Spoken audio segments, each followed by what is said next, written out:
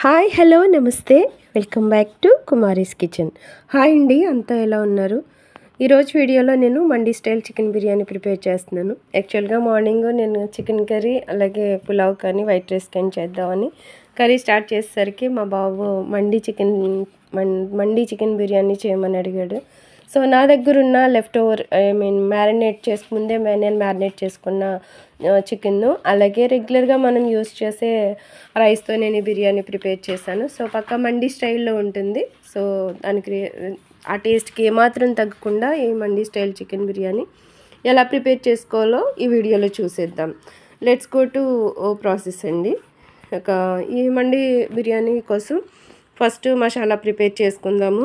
Okay అండి, చిన్న mixie jar తీసుకొని 2 ఇంచ్ దాల్చిన చెక్క, 5-6 యాలకులు, కొద్దిగా జాపత్రి, అలాగే చిన్న నల్ల యాలక ఒకటి వేసుకోవాలి చిన్నది, అలాగే 5-6 లవంగాలు, ఒక స్టార్ అనీస్, ఒక 1/2 స్పూన్ షాజీరా, అలాగే 1.5 స్పూన్ జీలకర్ర, 2 స్పూన్స్ ధనియాలు, ఇవన్నీ వేసి చాలా మెత్తగా పౌడర్లా రెడీ చేసుకొని పక్కన పెట్టుకోవాలి.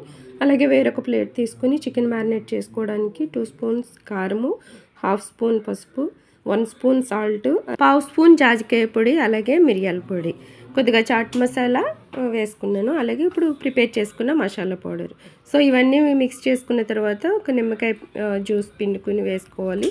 1 లెమన్ జ్యూస్ వేసుకుని కొద్దిగా ఆయిల్ కూడా వేసుకుని ఒక 2 టేబుల్ స్పూన్స్ ఆయిల్ వేసుకుని పేస్ట్లా రెడీ చేసుకుని మనం చికెన్కి మ్యారినేట్ చేసుకొని పెట్టుకోవాలి. యాక్చువల్గా అప్పుడే మనం తెచ్చుకున్న చికెన్ అయితే కొంచెం సాల్ట్ వాటర్లో సోక్ చేసుకుని ఒక 10 మినిట్స్ తర్వాత మనం ఇవన్నీ మ్యారినేట్ చేసుకున్న తర్వాత 2 అవర్స్ మ్యారినేట్ చేసుకుని అప్పుడు ప్రిపేర్ చేసుకోవాలి. కానీ నా దగ్గర మ్యారినేటెడ్ చికెన్ ఉంది కాబట్టి ఇన్స్టెంట్గా కుక్ చేశాను. సో ప్లాన్డ్ కాదు కాబట్టి. సో ఇలా ప్రిపేర్ చేసుకుని మొత్తం మసాలాలంతా పట్టించాం కదా ఈ చికెన్కి. ఇది ఇప్పుడు మనం స్టీమ్ చేసుకుందాం. ఒక 20 మినిట్స్ మనం స్టీమ్ చేసుకుంటే సరిపోతుంది, ఎందుకంటే చిన్న చిన్న పీసెసే కాబట్టి ఫాస్ట్గా కుక్ అయిపోతాయి. సో చికెన్ అయితే స్టీమ్ అవుతుందండి, ఆల్మోస్ట్ కుక్ అయిపోతుంది. ఒకసారి చూద్దాం.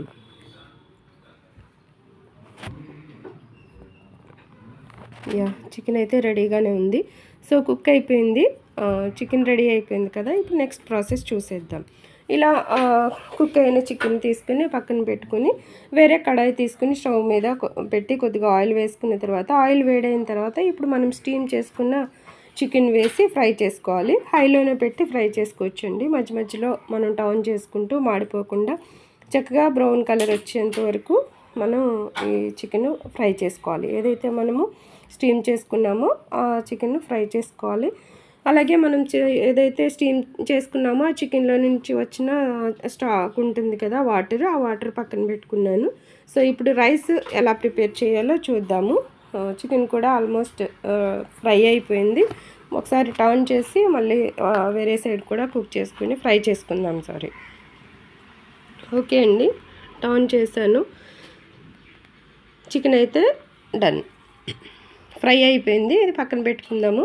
వేరొక స్టవ్ పైన కడాయి పెట్టుకుని కొద్దిగా ఆయిల్ వేసుకున్న తర్వాత ఒక 2 టేబుల్ స్పూన్స్ ఆయిల్ వేసుకున్నాను.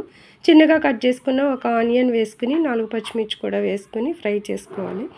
సో ఇవి లైట్ గోల్డెన్ బ్రౌన్ కలర్ వచ్చేంత వరకు, ఈ ఆనియన్స్ మెత్తగా కుక్ అయ్యేంత వరకు మనం ఫ్రై చేసుకుందాం. సో ఇలా ఫ్రై అవుతున్న ఈ ఆనియన్స్లో మనము ఏదైతే స్టీమ్ చేసుకున్న చికెన్ని మ్యారినేట్ చేసుకున్నాం కదా, సో కొద్దిగా గ్రేవీ ఉంది, సో మసాలా గ్రేవీ. సో అది కూడా నేను వేసాను, 1 స్పూన్ అయింది. ఆ స్పూన్ వేసుకున్న తర్వాత మసాలా గ్రేవీ వేసుకున్న తర్వాత మిక్స్ చేసుకుని ఏదైతే నేను చికెన్ మసాలా ప్రిపేర్ చేశానో మా chicken mandi masala chicken marinate చేయడానికి, సో మిగిలిన మసాలా పౌడర్ కూడా వేసేద్దాం. సగం యూస్ చేశాను చికెన్ మ్యారినేట్ చేయడానికి, మిగతాది ఈ ఆనియన్స్లో వేసి ఫ్రై చేసుకోవాలి.